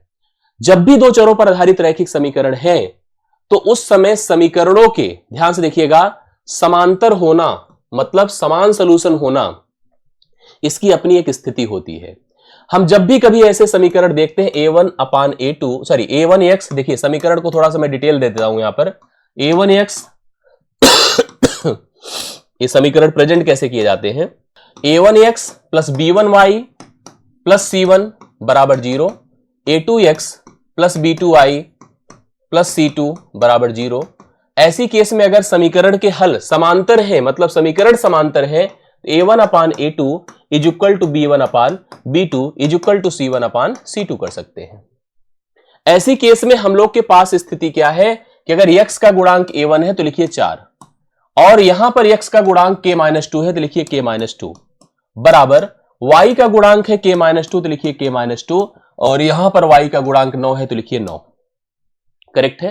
अब इसका सोल्यूशन करिए और k का मान निकालिए, तभी तो k स्क्वायर प्लस 6 बराबर हम कर पाएंगे। जैसे पहले k तो आए, k आएगा तभी कर पाएंगे हम लोग, समझिए। 9 चौके 36, 36 बराबर k-2 का होल वर्ग, k-2 का होल वर्ग, तो k-2 कितना हो जाएगा? Under root 36। तो k-2 बराबर कितना होगा? 2 मान आएंगे, प्लस माइनस 6। इस तरह से अगर k का मान प्लस 6 और माइनस 6 दोनों हो सकता है तो लिखिए, एक तो लिखिए k-2 बराबर 6, अर्थात k बराबर 8 हो गया। एक बार लिखिए k-2 बराबर माइनस 6, अर्थात k बराबर माइनस 6 प्लस 2 माइनस 4 हो जाएगा। अब आप चेक कर लीजिए किससे ऑप्शन आपका सेटिस्फाइड हो रहा है। दरअसल सवाल में पूछा है k स्क्वायर प्लस 6, तो k का मान है 8, 8 का वर्ग प्लस 6 करिए, 8 8 64, 64 6 70, 70 कहीं ऑप्शन में है तो वही उत्तर है। 70 इस प्रश्न का राइट सोल्यूशन है, जिसका आंसर आप लोग देख सकते हैं। यस हाँ ओके, समझ में आई बात है ना? तो बी ऑप्शन इस प्रश्न का राइट सोल्यूशन है, जो 70 है, 70 करेक्ट आंसर है। आप इसकी तरफ जा सकते हैं, -4 का उपयोग करेंगे तो केवल 16 आएगा, 16 6 22 कहीं ऑप्शन में अवेलेबल नहीं है। पॉसिबिलिटी पर जा सकते थे, ऐसी बात नहीं है, लेकिन माइनस का उपयोग वैसे भी नहीं कर पाएंगे, माइनस का उपयोग करना अलाउड नहीं होगा यहां पर। ठीक है, चलो डन। अगले सवाल पर आ जाइए। बढ़िया सवाल है भी अगला। यदि एक निश्चित धनराशि का समान वार्षिक साधारण ब्याज दर पर 2 वर्षों के बाद रुपए 5,808 और 5 सालों के बाद 7,320 रुपए अमाउंट हो जाता है। मतलब हम कोई पैसा जमा करते हैं, सुनिए, हम कोई पैसा जमा करते हैं, यह पैसा मेरा 2 साल बाद 5,808 हो जाता है। जबकि इसी पैसे को अगर मैं 3 साल तक के लिए जमा किए रहता हूं, 3 नहीं 5, यही पैसा अगर मैं 5 साल तक के लिए जमा किए रहता हूं तो मुझे मिलता है 7,320 रुपए। मतलब मेरा एक कोई धन था, मैंने उसको निवेश किया था साधारण ब्याज की दर पर, दर नहीं बताया था, कहा था कि अगर 2 साल तक रखोगे तो हम इतना दे देंगे और अगर 5 साल तक कंटिन्यू रखते रहोगे तो हम 7,320 दे देंगे। हमने कहा कोई बात नहीं, हमने बस एक प्रश्न उससे कर लिया। हमने ये कर लिया कि भाई अगर हम उसी दर पर, जिस दर से आप हमारे इस पैसे को बढ़ा रहे हो, उसी दर पर हम इतना पैसा लेकर तुम्हारे पास आए और हम इतने साल तक तुम्हारे पास इस निवेश को कंटिन्यू रखें, तो आप बता दो कि साधारण ब्याज आप मुझे कितना दोगे। इसके लिए सबसे बड़ी जरूरत हो गई यहां से दर निकालने की। आइए दर निकलेगा कैसे, पहले उस पर प्लान किया जाए। सबसे पहले आपको एक बात बता दूं कि साधारण ब्याज जो होता है वो प्रतिवर्ष समान रहता है, हर साल समान वैल्यू ही ब्याज के तौर पर मिलता है, वही साधारण ब्याज होता है। इन दोनों का डिफरेंस देखिए 3 वर्ष, 3 वर्ष का डिफरेंस है। और डिफरेंस यह किसके बराबर हो गया, दोनों का गैप करिए, 10 में से 8 2 होता है और 1 हो गया, 13 से 8 5 हो गया, 13 से 8 कितना हो गया, 5 हो गया, बहुत ध्यान से देखिएगा। और 6 से 5 1 हो गया, 3 से डिवाइड करिए, 3 चौके 12 हुआ और फिर 3 चौके 12 हुआ। ये आपका 1 साल का ब्याज हो जाएगा, 1 वर्ष का। 1 वर्ष का ब्याज आपका 404 रुपए हो जाएगा। इसको ध्यान से देखते चलिएगा, यहां पर कंफर्म करते चलिएगा ना, 504 की 404, 3 पचे 15 तो 5 बार जाएगा ना, 504। 1 साल का ब्याज आपका 504 हो गया। अब अगर 1 साल का ब्याज 504 हो गया तो इसका मतलब हमारा मूलधन कितना रहा होगा, ये भी बता सकते हैं। 504 ही जुड़ करके मूलधन में तो इतना हुआ था, तो मूलधन अपना कितना हो गया बताइए। अच्छा नहीं, अभी तो 1 साल का ब्याज हुआ ना, ध्यान सुनिएगा। 3 साल का ब्याज हमको 1512 मिला था, 1 साल का ब्याज 504 हुआ। यहां पर कितने साल बाद आपका पैसा बना था, 2 साल बाद। तो 2 साल बाद कितना हो जाए, 2 साल का ब्याज कितना होगा, 1008। 2 साल का ब्याज कितना था, 1008। अगर 1008 था तो इसे ही 1008 को ही तो जोड़ करके हमने इतना बनाया था। वैसे भी एक बात बता दूं कि आपको 1 साल का ब्याज मिल गया, मेरी बात सुनो, 1 साल का ब्याज मिल गया था, 2 साल का हमने बना लिया। आप 2 साल पर भी जा सकते थे, 1 साल पर भी जा सकते हैं, आपके ऊपर डिपेंड करता है कैसे करेंगे, क्योंकि यहां पर 2 साल बाद ऐसा हुआ था। जबकि ये गैप कितने का था, 3 साल का था, तो मैंने कहा 2 साल में 1008 का ब्याज मिलेगा। अर्थात प्रिंसिपल हमारा कितना था, 0.084, ये प्रिंसिपल हमारा 4800 था। प्रिंसिपल हमारा कितना था, 4800 था।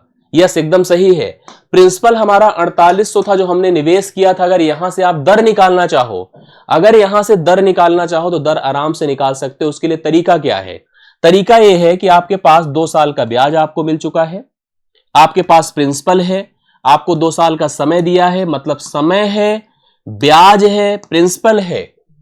आप चाहे तो 1 साल का ले लो तब भी आंसर आ जाएगा। भाई 1 साल का ब्याज भी तो हमको 504 पता है, आप उस पर भी जाकर के दर निकालेंगे तो दर हो जाएगा आपका क्या, भाई हम ट्रिक से भी कर लेते हैं, जैसे आर का उपयोग करके भी कर लेते हैं, हम फार्मूले का भी उपयोग करके चल सकते हैं कि ब्याज गुणे 100 बटे मूलधन गुणे समय का भी उपयोग कर ले।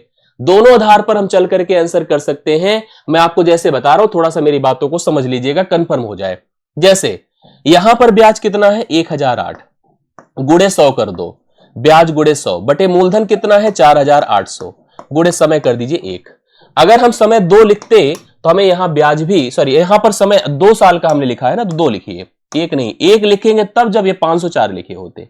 अब सुनिए, 2 जीरो खत्म, 2 से इसको डिवाइड करिए, 504 हो गया और नीचे आपका 48 है, तो यहां पर भाग करने पर 10.5 आ जाएगा। ब्याज दर आपकी 10.5% हो गई, 10.5% की ब्याज दर है। अब 10.5% की ब्याज दर है, मूलधन 8500 है, 8500 है, 10.5 कर दीजिए। समय कितना है बताइए, 4 तिया 12 तो 14 बटे 3 है, 14 बटे 3 है, नीचे आपका 100 है। 2 जीरो ऐसे चले गए, दशमलव हटा, 1 जीरो और आ गया था यहीं पर, ठीक है। और देख लीजिए जो कटे पिटे, 3 से इसको काट दीजिए, 3 तिया 9, 3 पचे 15 हो गया। फिर 5 दूना 10 होता है, 5 17 बार 85 हो गया। 2 से इसको काटिए, 7 हो गया, 17 सत्ते 119 हो गया, गुणे 35 कर दीजिए। अंतिम में 5 आएगा, इस हिसाब से राइट सोल्यूशन आपका ये देखिए डी ऑप्शन हो जाएगा। डी ऑप्शन इस प्रश्न का राइट सोल्यूशन 4165 रुपए होगा। अब इस पैसे को देखिए, हम जब कराते हैं क्लास में भी और ऐसे भी, तो हम साधारण ब्याज के किसी भी सवाल को दर और समय के कॉम्बिनेशन से सेट करते हैं, और मैंने हमेशा यहां पर आपको इसी पैटर्न पर हमेशा क्लास में पढ़ाया है। मुझे यहां भी दर निकालना होता ना तो मैं ही करता, R/100 करता, समय के साथ मल्टीप्लाई करता, तुलना करता, तब जाकर के दर निकालता, और यहां भी वैसे ही करता। चलिए ठीक है, कभी हम समय यहां पर प्रैक्टिस में इतना ज्यादा इधर उधर नहीं कर सकते हैं, आपके अपने पैटर्न्स को हम खराब नहीं करना चाहते, हम सोल्यूशन पर काम करना चाहते हैं, आसानी से सोल्यूशन आपका सेट हो, यही सबसे हमारी पहली प्रायोरिटी है। आइए अगला सवाल देखिएगा। कह रहा ए और बी किसी कार्य को क्रमशः 27 दिन और 54 दिन में पूरा कर सकते हैं। ए से अगर कोई काम करवाइए तो वह 27 दिन में कर लेगा, बी से कोई काम करवाइए मतलब वही काम करवाइए तो 54 दिन में कर लेगा। लेकिन इन लोगों ने कहा कि भाई देखो, हम अकेले अकेले ना करेंगे, हम सी की मदद से करेंगे। मतलब तीनों ने मिलकर के सी के साथ काम किया और इस पूरे काम को 9 दिनों में कर लिया। एक काम की प्लानिंग थी, अगर हमने उसको ए को जिम्मेदारी दे दिया तो ये कहता है कि मुझे 27 दिन चाहिए, बी को दे दिया हमने तो बी कहेगा मेरे को 54 दिन चाहिए। हमने कहा तीनों मिलकर करो, सी को भी बुला लिया। अब तीनों ने जब मिलकर किया तो काम 9 दिन में समाप्त हुआ, तीनों ने मिलकर किया तो काम 9 दिनों में समाप्त हुआ। ऐसे में टोटल वर्ग क्या होगा? टोटल वर्ग 54 ही होगा, क्योंकि 27 से भी कटेगा, 54 से भी कटेगा, 9 से भी कटेगा। प्रत्येक की क्षमता, एक दिन में किया गया कार्य क्षमता ही होगी ना। 27 दूना 54, यह एक दिन में 2 काम करता, यह एक दिन में 1 काम, जबकि तीनों ने एक दिन में 6 काम किया था, तीनों ने एक दिन में 6 काम किया था। अब मुझे इसी काम के 8/9 हिस्से को सी से करवाना है, तो सबसे पहला काम हम करेंगे, सुनिए, सबसे पहला काम करेंगे, इस 6 वाले काम में ए का योगदान है 2 काम का, बी का योगदान है 1 काम का, तो सी का योगदान होगा 3 काम का।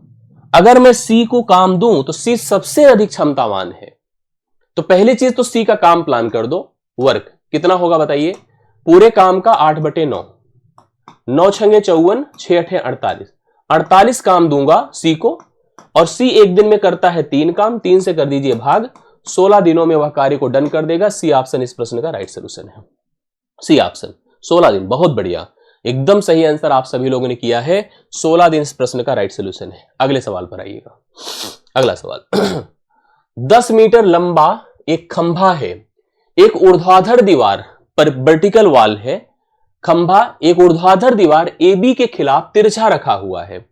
खंभे को तिरछा रखा जाता है, दरअसल खंभे को पहले गाड़ा जाता है, लेकिन गाड़ने के लिए एक दीवार थी, देखिए ऐसे रही होगी, एक ऐसी दीवार थी बेचारी, 10 मीटर लंबा, खंभा एक है 10 मीटर लंबा, खंभे को इस दीवार के साथ, देखिए खंभा है, ध्यान रखिएगा, दरअसल हमारे दिमाग में होता खंभा सीधा होता है, दरअसल यहां पर स्थिति कुछ और है। ये दीवार है, ये दीवार है, ऊर्ध्वाधर है बेचारी, और यह खंभा है जो ऐसे तिरछा लटका दिया गया है। सवाल में कहा है 10 मीटर लंबा खंभा एक ऊर्ध्वाधर दीवार ए बी, ऊर्ध्वाधर दीवार ए बी के खिलाफ तिरछा रखा हुआ है, जो क्षैतिज मतलब हॉरिजॉन्टल जमीन के साथ 30 डिग्री का कोण बनाता है, 30 डिग्री का कोण बना रहा है।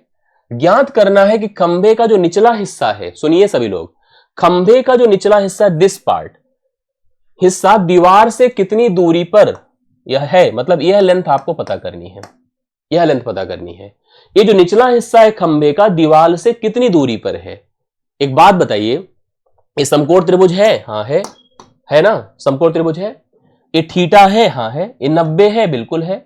इसको कर्ण कहेंगे? हाँ कहेंगे। ये थीटा है तो इसको आधार कहेंगे? बिल्कुल कहेंगे। आपको आधार ही तो चाहिए। आधार और कर्ण का रिलेशन कौन बताता है त्रिकोणमिति में? बताइए, कॉस थीटा। आप सब ने पढ़ा होगा, कॉस थीटा जो होता है बेस अपान हाइपोटेन्यूज होता है। कॉस थीटा की जगह 30 रखो, कॉस 30 डिग्री बराबर बेस, बेस मतलब x और हाइपोटेन्यूज मतलब 10। कॉस 30 का मान क्या होता है? कॉस 30 का मान होता है √3/2 बराबर x बटे 10, 2 पंचे 10 होता है, 5 √3, x बराबर 5√3, x बराबर 5√3, 5√3 डी ऑप्शन इस प्रश्न का राइट सोल्यूशन। कभी कभी ध्यान दीजिएगा, ऐसे सवालों में √3 की वैल्यू रखने के लिए बोलेगा, जैसे 1.732 होता है √3 का मान, तो उसको रख करके भी हो सकता है प्रेजेंट करने की स्थिति बने, जो भी बने भाई उसको आप अपने हिसाब से हल करिएगा। अभी जैसी जरूरत थी उस हिसाब से मैंने सोल्यूशन बता दिया। तो 5√3 डी ऑप्शन इस प्रश्न का, इस सवाल का सही उत्तर है जो आप लोग नोट कर रहे हैं। अगले क्वेश्चन को देखिए बहुत ही आसानी से। 26 सेंटीमीटर आधार और 18 सेंटीमीटर ऊंचाई वाले समांतर चतुर्भुज का क्षेत्रफल। एक समांतर चतुर्भुज है, कोई भी समांतर चतुर्भुज हो, उसके किसी एक भुजा को, पहली चीज तो आप जान लो कि समांतर चतुर्भुज की विपरीत भुजाएं समान तथा समांतर होती हैं। विपरीत भुजाएं समान तथा समांतर होती हैं। एक भुजा 26 सेंटीमीटर, अगर हम इसको आधार कह दें, इसकी ऊंचाई कितनी है बताएं? 18 सेंटीमीटर। ऊंचाई कितनी? 18 है। अब हमसे कहा है कि समांतर चतुर्भुज का क्षेत्रफल क्या होगा। किसी भी समांतर चतुर्भुज का क्षेत्रफल बेस इंटू हाइट होता है। क्या होता है? Base into height. बेस कितना है? 26, हाइट कितना है? 18। अब 18 से गुणा भर कर दीजिए, 18 छक्के 8 छंगे 48, अंत में 8 किस पर है? केवल एक ऑप्शन पर, 468 आएगा सेंटीमीटर स्क्वायर। ये हो गया डी ऑप्शन। आसान, सबसे आसान सवाल है कि आधार का क्षेत्रफल, समांतर चतुर्भुज का क्षेत्रफल आधार गुणे ऊंचाई होता है। तो उस हिसाब से आप सीधा सीधा लगा दीजिए। 26 गुणे 18 आपके इस प्रश्न का सही सोल्यूशन 468 सेंटीमीटर स्क्वायर हो गया। ऑप्शन नंबर डी में है। अगले सवाल पर आ जाइए। ये बहुत शानदार दमदार सवाल है, सुनिए। दो व्यक्ति हैं ए और बी, एक व्यापार में क्रमशः 1,54,000 और 1,10,000 रुपए की राशि का निवेश करते हुए व्यापार शुरू करते हैं। दो पर्सन थे, दोनों के पास कुछ पूंजी थी। पहले के पास थोड़ा ज्यादा थी, दूसरे के पास थोड़ी कम थी। दोनों ने व्यापार में अपनी हिस्सेदारी दिखाते हुए व्यापार करना शुरू किया। वे सहमत हैं, उन्होंने पहले से तय कर लिया कि भाई देखो, जो फायदा मिलेगा उस फायदे का जो 40% हिस्सा है, उस 40% हिस्से को हम लोग बराबर बराबर बांटेंगे। ठीक है, जितना फायदा आएगा, देखो फायदे हमारे बराबर नहीं हो सकते। क्यों नहीं हो सकते? क्योंकि हमारे निवेश अलग अलग है। जब हम किसी व्यापार में अलग अलग निवेश करते हैं तो हमारे लाभ भी अलग अलग ही होते हैं। या तो बराबर बराबर निवेश करो, बराबर समय दो, बराबर पैसे लगाओ, बराबर मेहनत करो तो बराबर लाभ पाओ। लेकिन ऐसा अक्सर किसी व्यापार में नहीं होता। हर व्यापार में लगभग अलग अलग हिस्सेदारी होती है, जो निवेश के रूप में है और लाभ के रूप में होती है। यहां भी सेम स्थिति है। दोनों ने यहां पर अपने अपने इनपुट लगाए थे। इसका 1,54,000 का निवेश था और इसका 10,000 का निवेश था। यही था सवाल में। अब अगर ऐसे देखा जाए तो इनके जो निवेश थे कुछ ऐसे थे। यहां पर देखिए 11 दहम में था, 11 1 की 11, 11 चौके 44 था, 2 पंचे 10 था, 2 सत्ते 14 था। 7:5 के अनुपात में इनके निवेश थे। इसका साफ साफ अर्थ था कि पहले को ज्यादा हिस्सेदारी का पार्ट था उसका, दूसरे की कम हिस्सेदारी थी, इसलिए लाभ भी होता तो पहले को ज्यादा होता और दूसरे को कम होता। लेकिन सवाल की और व्यापार की कंडीशन ये थी कि उन्होंने तय कर रखा था कि जो भी लाभ मिलेगा उसका 40% हिस्सा हम लोग क्या करेंगे? बराबर बराबर बांट लिया करेंगे। जब भी व्यापार होगा हम अपने लाभ का हिस्सा बराबर बराबर नहीं ऐसे बांटेंगे, 40% हिस्सा पहले हम बराबर बराबर बांटेंगे। जो हमारा शेष लाभ बचेगा उस लाभ को हम जैसे निवेश किए वैसे बांटेंगे। जो हमारे निवेश का सिस्टम है उस प्रकार से बांटेंगे। यदि ए को बी की तुलना में 2520 रुपए अधिक प्राप्त होता है, 2520 रुपए ए को ज्यादा मिलता है, वैसे भी ज्यादा मिलता, लेकिन यहां से थोड़ा सा कम ज्यादा मिलेगा। ज्यादा तो मिलेगा, कम ज्यादा मिलेगा। कुल लाभ की वैल्यू बता दो कितनी है? कुल लाभ की वैल्यू के लिए हमने क्या सोचा? कुल लाभ के मान को हमने एक संख्या माना जो 7 5 से कटने वाली, अर्थात 12 से कटने वाली। अगर हमने टोटल प्रॉफिट को माना, टोटल प्रॉफिट को 120 रुपए अपने हिसाब से सोच लिया। 120 का 40% बराबर बराबर बटना है, 60% निवेश के हिसाब से बटना है। 40% भाई इसका 12 चौके 48 रुपए होगा। 48 घटा दीजिए, 12 छंगे 72 रुपए इसका निवेश के हिसाब से बटेगा। इस 48 में 24 रुपए दोनों का हो गया, 24 दोनों का हो गया। इस 72 का बंटवारा ऐसे कर दीजिए जैसे निवेश है। भाई देखो, ए का हिस्सा है और ए भी ए का हिस्सा है, बी का हिस्सा है। इस 72 को देखिए हम बांट रहे हैं ए और बी में। समझा देता हूं कैसे बांटिए। निवेश कैसे है? 7 5, अनुपाती पदों को जोड़ो 12 की तुलना कर दो 72 से। 1 बराबर 6 हो गया, 1 बराबर 6 हो गया, 6 सत्ते 42, इसका हिस्सा 42 हो गया। मतलब 7 बराबर 42 हो गया ना, और 5 बराबर 30 हो गया, 5 बराबर 30 हो गया। अब सुनिए, अब टोटल अगर ए के हिस्से की बात करिए तो ए का हिस्सा है ए, जोड़िए दोनों को। ए का हिस्सा कितना आ गया? 40 20 60, 4 2 6, 66, और बी का हिस्सा देखिए कितना है, ए है 54, ए है दोनों का हिस्सा। 6 11 बार, 6 9 बार, 11 और 9 का अनुपात है, मतलब ए का हिस्सा यदि 11 है तो बी का हिस्सा 9 है। क्या अंतर है दोनों में, 2 का, कितने का, 2 का। और यहां कितना है पढ़िए, यहां पर 2520 है, तो 2 बराबर 2520, 2520। हमसे क्या पूछा है, कुल लाभ। कुल लाभ मतलब 11 9 कितना है, 20, 20 बराबर पूछ रहा है। 2 10 बार, 10 का गुणा सीधा करिए, 25, 20 के बाद एक जीरो बढ़ जाएगा, तो 25,200 इस प्रश्न का राइट सोल्यूशन यही पहले ऑप्शन में है।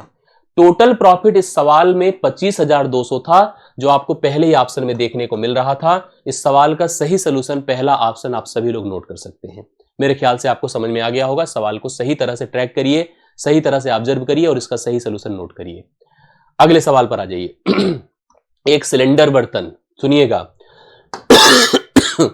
सिलेंडर बर्तन देखिए यही है, एक सिलेंडर बर्तन है, ए सिलेंडर के रूप में है, हाँ, कि आधार की परिधि, जो आधार की परिधि है, मतलब क्योंकि सिलेंडर का जो बेस होता है, सिलेंडर का बेस वो सर्कुलर होता है। क्या होता है भाई, सिलेंडर का जो बेस होता है वो सर्कुलर होता है। ये देखिए सर्कल के शेप में है।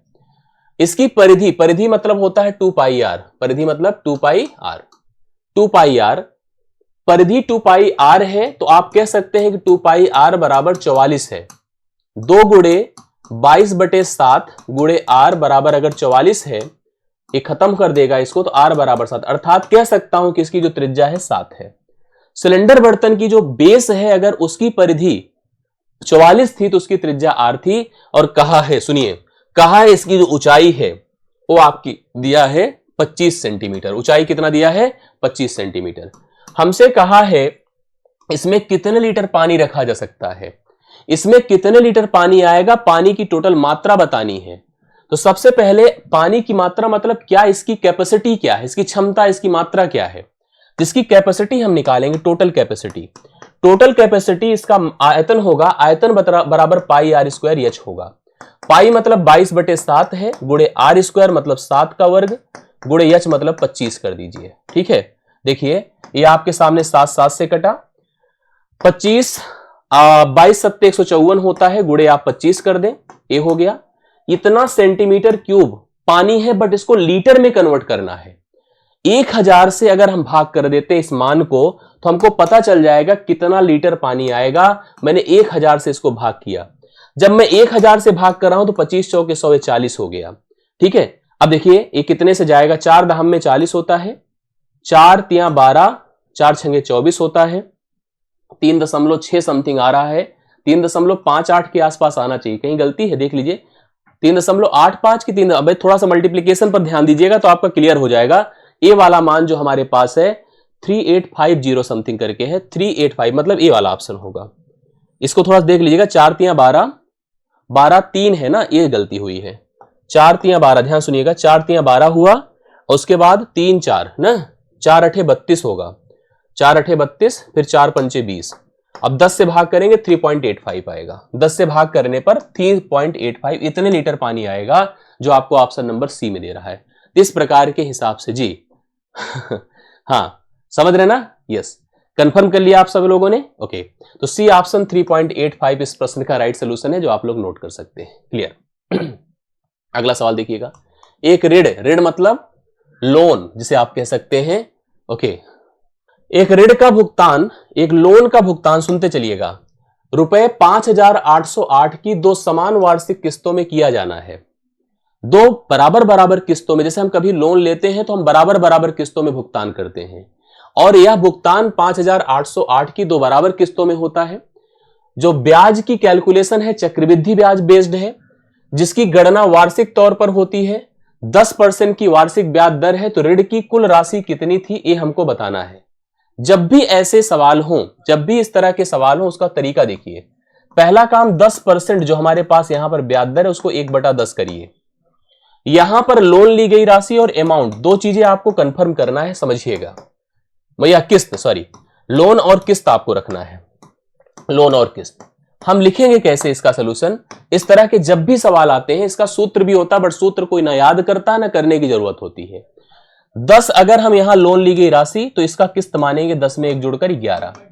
इसी प्रकार से यहां पर इसको 10 का वर्ग किया तो यह 121 होगा, मतलब 11 का वर्ग हो 121, क्योंकि किस्त हमेशा समान होती है जबकि इसमें समान नहीं है। मतलब आप इसको चाहे 10 का वर्ग लिखो चाहे सीधा सीधा 100 लिख दो, मतलब एक प्रकार से 10 की पावर 1, 11 की पावर 1, 10 की पावर 2, 11 की पावर 2। किस्त को बराबर करना है, बराबर कैसे होगा? अगर मैं इसको 11 से गुणा कर दूं, 11 से मैंने इसको कर दिया गुणा, करेक्ट है। इसको किया तो इसको भी मुझे करना पड़ेगा, अर्थात यह मान 110 हो गया, यह मान आपका 100 ही रह जाएगा। अब प्रत्येक किस्त 121 है, यहां भी देखिए बराबर हो गया। हमको लोन ली गई राशि 210 का मान बताना है। आपको प्रत्येक किस्त का मान कंफर्म हो गया जो कि 121 है। 121 का मान आपको दिया है 5808, 5808। आपको निकालना क्या है? किस्त लोन ली गई राशि अर्थात 210 का मान निकालना है। देखिए कैसे करेंगे, इस कैलकुलेशन को भी ध्यान दीजिएगा। 11 ग्राम में 121, 11 पचे 55, 55 3 0, 11 दूना 22, 11 अठे 88, फिर 11 से 11 चौके 44, 11 अठे 88। इसका गुणा इसके साथ करिए 0 और 21 से आप गुणा करिए, देखिए कितना हो जाता है। आप 48 का 210 से गुणा करें, एक शून्य हो जाएगा। 21 अट्ठे कितना? 168 ना, 8 1 8, 8 दूना 16, 168 8 आएगा। तो 8 के हिसाब से अगर देखा जाए तो सबसे लास्ट में हमारे पास बी ऑप्शन ऐसा मिलेगा जो अंतिम के सेकंड पोजीशन पर 8 कंटेन कर रहा है। तो मतलब 10,080 यहां पर लोन ली गई राशि थी, जो ऑप्शन नंबर बी में आपके सामने है। जी समझ रहे हैं? ओके, ये सवाल आपका हल होता है जिसका सही उत्तर बी ऑप्शन है, 10,080 रुपए लोन ली गई राशि थी। एकदम सही आंसर आपके सामने है। अगले सवाल पर आ जाइए, इसको ध्यान दीजिएगा। ए द्वारा निश्चित गति से, सुनिए, 15 किलोमीटर की दूरी तय करने में 20 से 30 मिनट अधिक लगता है। 20 से कितना मिनट? 30 मिनट अधिक लगता है। बहुत बढ़िया सवाल है, इसको ध्यान सुनिएगा। अगर कंफर्म हो जाएगा तो बहुत ही अच्छा कॉन्फिडेंस आएगा। ए कोई दूरी अगर तय करता है अपनी गति से, बी उसी दूरी को करता है अपनी गति से।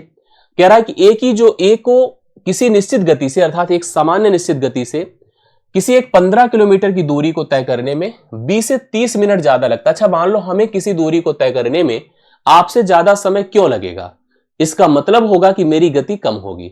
अगर मेरी गति कम है तो आपसे ज्यादा समय मुझे लगेगा।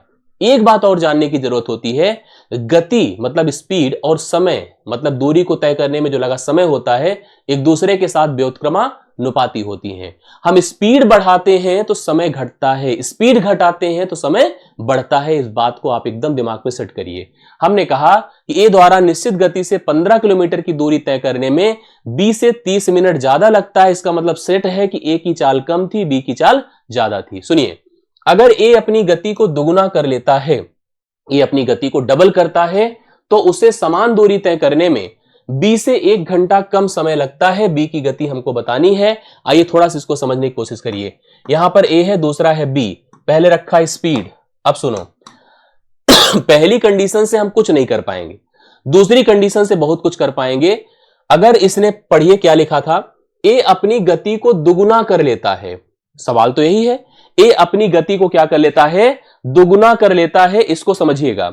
ए अगर अपनी गति को, मतलब यहां पर हम स्पीड की ही बात करेंगे, अपनी ही गति की बात कर रहा है। ए को फोकस कर दीजिए। ए अपनी स्पीड, उसकी पहली स्पीड और फिर दूसरी स्पीड, ए अपनी गति को अगर डबल कर ले, ए अपनी गति को डबल कर ले रहा है, तो इसने, पढ़िए देखिए क्या लिखा है, तो उसे उसी समान दूरी को तय करने में 20 से 1 घंटा कम समय लगता है।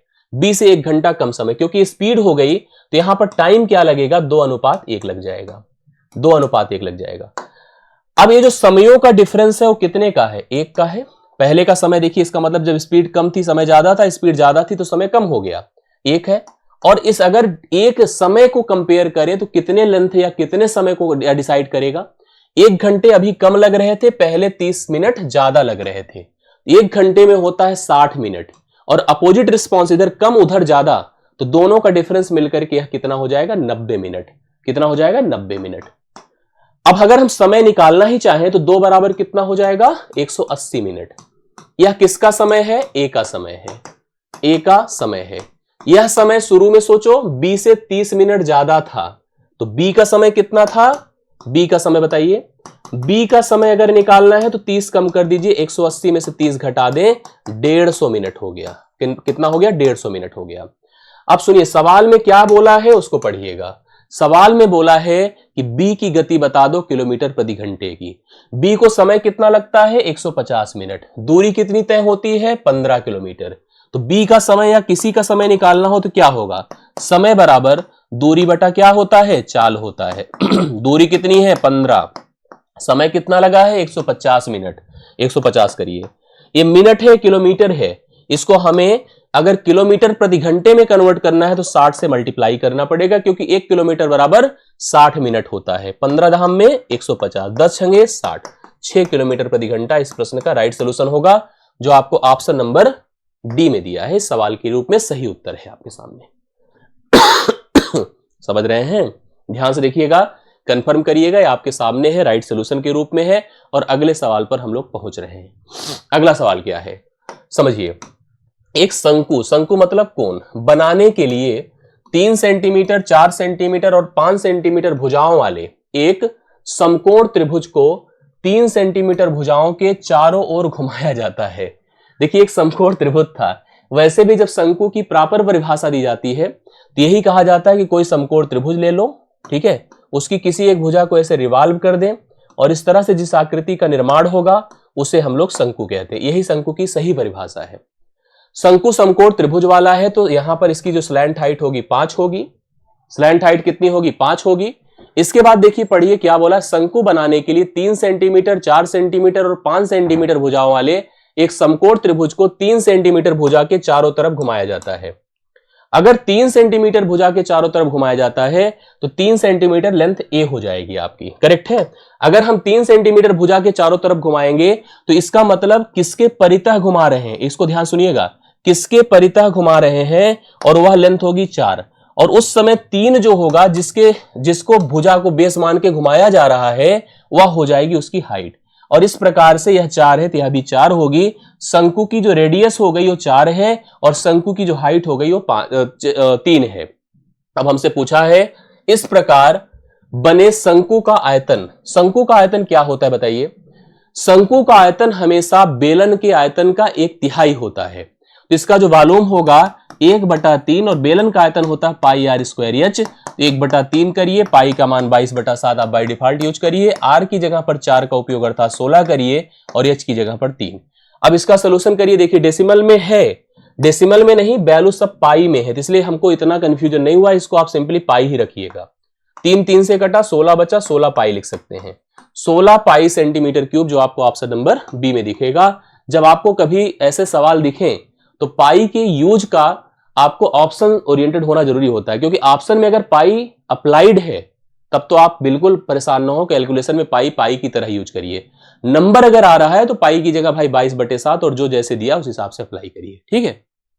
लास्ट सवाल है इस मेरे सेशन का, आइए इस सवाल को हम लोग और हल करते हैं। ऐसे सवाल जो आपको आंकड़ों पर आधारित होंगे वो भी आपकी परीक्षा से कनेक्ट करते हुए आपको दिए जा सकते हैं। क्या सवाल है पढ़िए मन लगा के।